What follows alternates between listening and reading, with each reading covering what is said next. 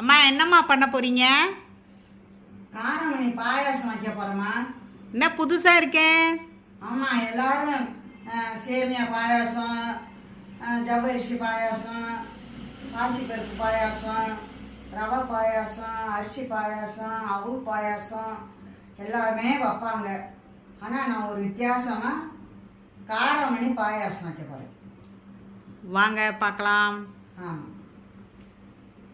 சொல்லுங்கம்மா. ஒரு கப்பு காராமணி வேக வச்சு வச்சுருக்கேன். ஜவ்வரிசி ஒரு கப்பு வேக வச்சுருக்கேன். பாகு எடுத்து வச்சுருக்கேன். தேங்காய் பால் ஒரு கப்பு எடுத்து வச்சுருக்கேன். ஏலக்காய் பொடி பண்ணி வச்சுருக்கேன். இதுதான் இதுக்கு தேவையான இதுக்கு என்ன தேவையான பொருட்கள் இதுதான். இப்போ நான் செஞ்சு காமிக்கிறேன், நீங்கள் பாருங்கள். காராமணியை போட்டுக்கிறோம். ரெண்டாக மசிச்சுக்கிறணுமா, ஒன்று ரெண்டாக மசிக்கணும். மசிச்சுட்டு காமிக்கிறீங்களா?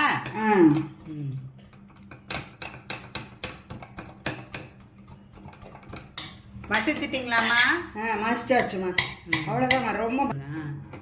ரொம்ப ரொம்ப மசிக்க ஒன்று ரெண்டாக தான் மசிக்கணும். மசிச்சாச்சு.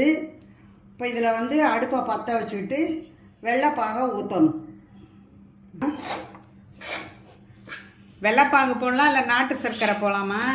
போடலாம், நம்ம தேவை என்னமோ அதை போட்டுக்கலாம்.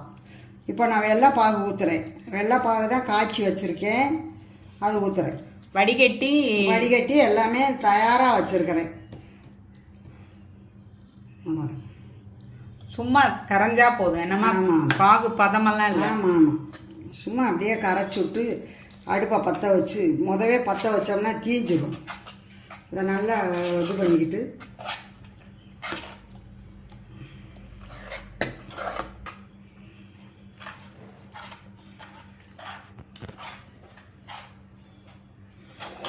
அடுப்பு பார்த்தா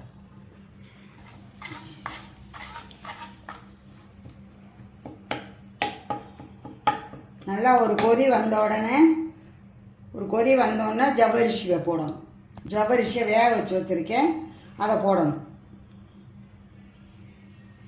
இப்போ இன்னும் கொதிக்கலை. இந்த பாருங்க, இப்படி தான் இருக்கணும். ரொம்ப மசித்தோம்னா இது பாயசம் ரொம்ப கொலன்னு ஆயிடும். ஒரே தான் பாகுமாக இருக்குது. இது அங்கங்கே நமக்கு கடிபட்டுச்சுன்னா நல்லாயிருக்கும்.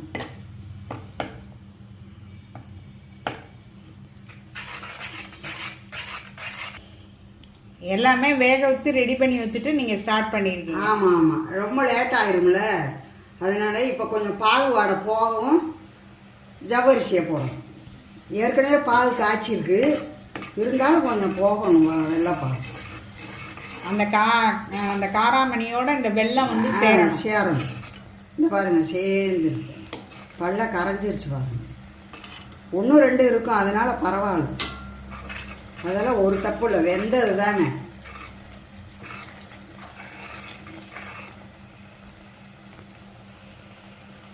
நல்லா கொதிச்சுச்சுமா? கொதிச்சிச்சு. ஜவ்வரிசியை போட்டு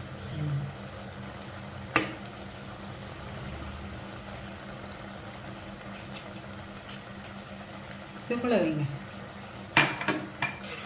சிம்மில் வச்சு நல்லா கரைச்சி விட்ருவோம் என்னம்மா? ஆமாம்,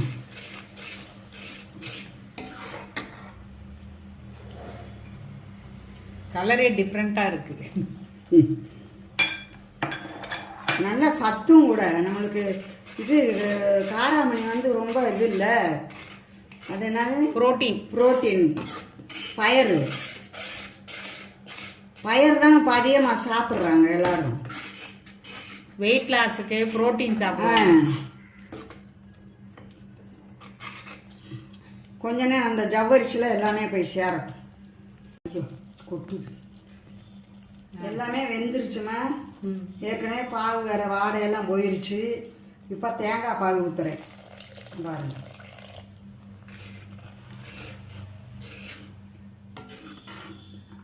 அப்படியே பாயாசம் ரெடி. ஏலக்காய் தூள் போடணும். கொஞ்சம் நேரம் சிம்மில் தான் இருக்குது அடுப்பு.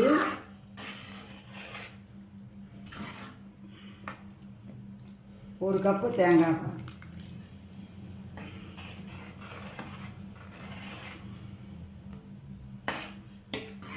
இப்போ எவ்வளோ காராமணி எடுத்தீங்க, எவ்வளோ வெல்லம் போட்டீங்க சொல்லுங்கள்.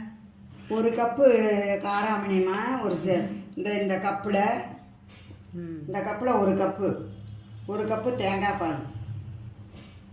வெல்லம் வெல்லம் வந்து 1 கப்பு. இந்த பாருங்க எங்கே அந்த வெள்ளை கப்பு, இந்த கப்பில் இதாக இருக்குது. இந்த பாருங்க இந்த வெள்ளை கப்பு, இதான் வெல்லம்.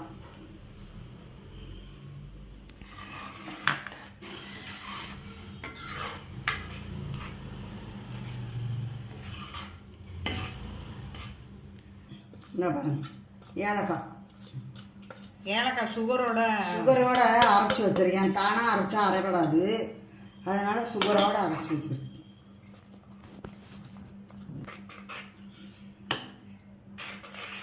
கெட்டி ஆயிடுச்சு. அவ்வளோதான். இந்த இவ்வளோதான் பாயசம். இப்படி தான் இருக்கும். நல்லா ஒரு தடவை கொதிச்சிருச்சு, அதுக்கப்புறம் நம்ம ஆஃப் பண்ணணும். என்னம்மா? ஆமாம். சொல்லுங்கம்மா. காராமணியில் பாயசம் வச்சுருக்கேம்மா. எல்லா இடத்துலையும் பாயசம் வைப்பாங்க. ஆனால் ஏற்கனவே நான் சொல்லியிருக்கேன் செய்யும்போது. நான் காராமணியில் வித்தியாசமாக பாயசம் பண்ணியிருக்கேன். ஸ்ரீலட்சுமி சேனலை பாருங்கள், லைக் பண்ணுங்கள், ஷேர் பண்ணுங்கள், சப்ஸ்கிரைப் பண்ணுங்கள்.